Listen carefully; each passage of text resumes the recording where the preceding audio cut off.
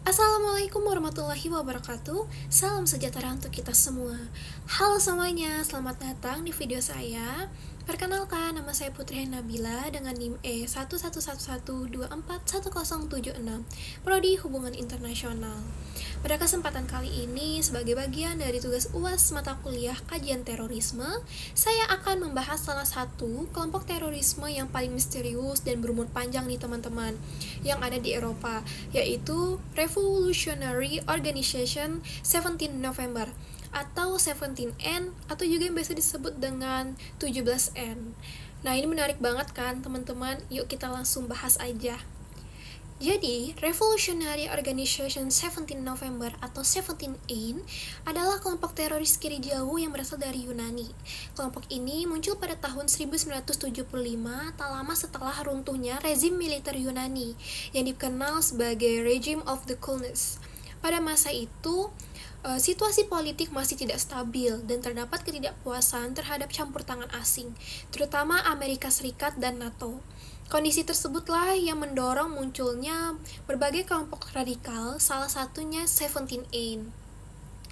Nama dari November 17 diambil dari tanggal pemberontakan mahasiswa Universitas Politeknik Athena di tahun 1973 yang diperingati sebagai simbol perlawanan anti kediktatoran. Tokoh utama sekaligus yang pemimpin ideologis kelompok ini adalah Alexandros Giotopoulos.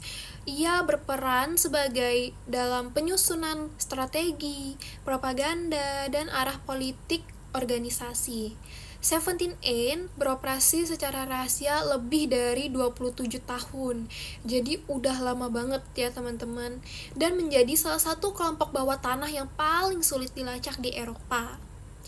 Dalam tipologi terorisme, 17AIN termasuk dalam kategori terorisme kiri radikal atau left-wing terrorism. Kelompok ini berlandaskan ideologi Marxist-Leninis yang bersifat anti-kapitalis, anti-Amerika, dan anti-NATO.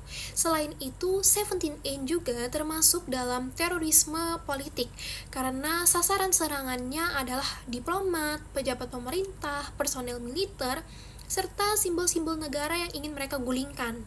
Nah, motivasi utama dari 17N ini yang berasal dari ideologi Marxist-Leninis yang anti-kapitalis, anti-imperialis, mereka menolak pengaruh dari Amerika Serikat dan NATO di Yunani, serta mereka berupaya untuk menghukum elit politik yang dianggap korup atau berkolaborasi dengan kekuatan Barat.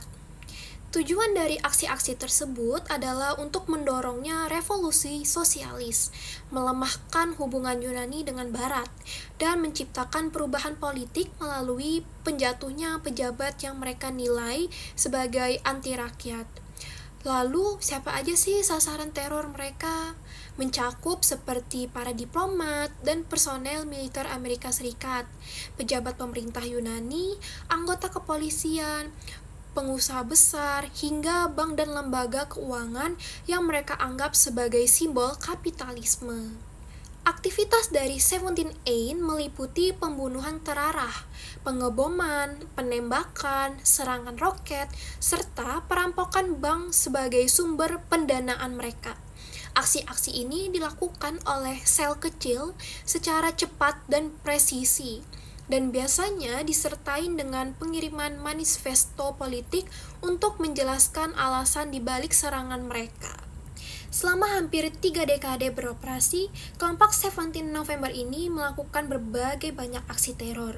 Beberapa aksi terbesar mereka antara lain yang pertama pembunuhan pada Richard Welch dari CIA pada tahun 1975. Inilah aksi pertama yang membuat nama 17N ini dikenal di dunia.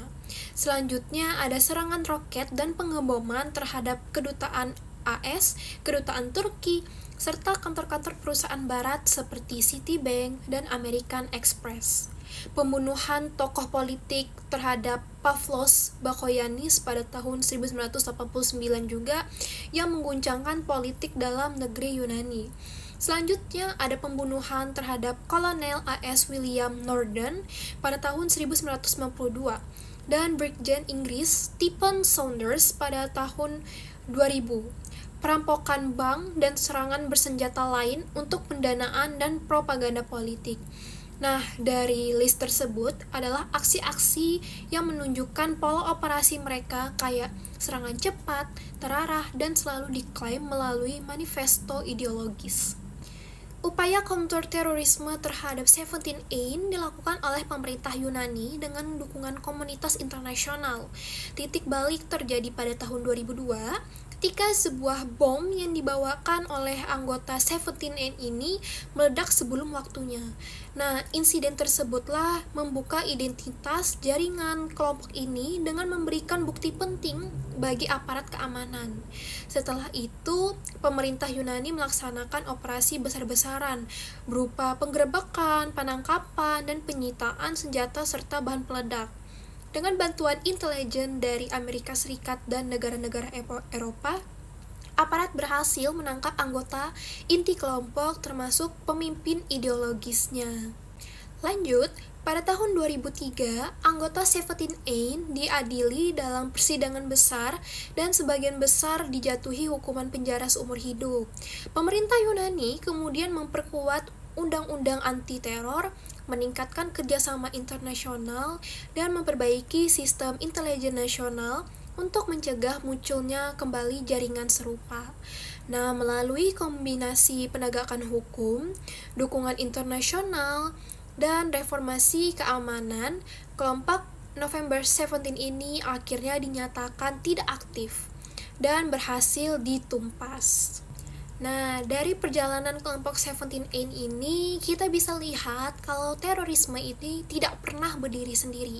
Ia tumbuh dari ideologi, ketidakpuasan politik, dan celah keamanan negara.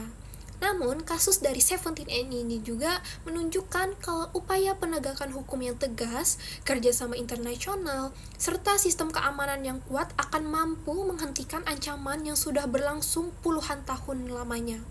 Pada akhirnya, keberhasilan Yunani menumpas 17 Ain ini mengingatkan kita kalau melawan terorisme ini bukan hanya soal menangkap pelaku, teman-teman, tetapi juga membangun ketahanan negara, memperkuat intelijen, dan memastikan tidak ada lagi ruang bagi kekerasan ekstrim untuk kembali tumbuh.